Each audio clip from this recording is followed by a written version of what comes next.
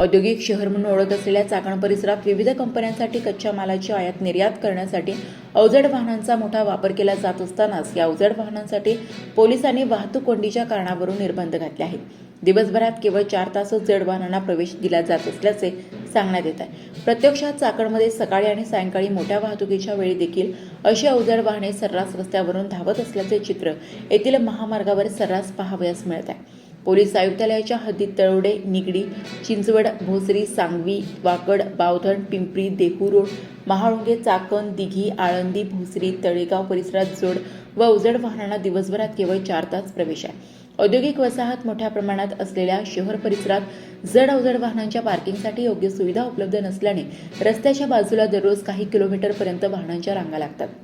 शहरातील वाहतूक कोंडी टाळण्यासाठी महामार्ग आणि औद्योगिक वसाहतींमधील प्रमुख मार्गांवर अवजड वाहने थांबवून कोंडी केली जात आहे. याकडे देखील लक्ष देण्याची गरज आहे. चाकण एमआयडीसीमध्ये 50 ते 60 वाहने बसतील एवढे टर्मिनल आहे. रस्त्यावर हजारो वाहने उभी असतात, त्यामुळे हे टर्मिनल अपुरे पडत आहे. किमान 1000 अवजड वाहने पार्क होतील एवढ्या क्षमतेचे टर्मिनल असणे आवश्यक आहे.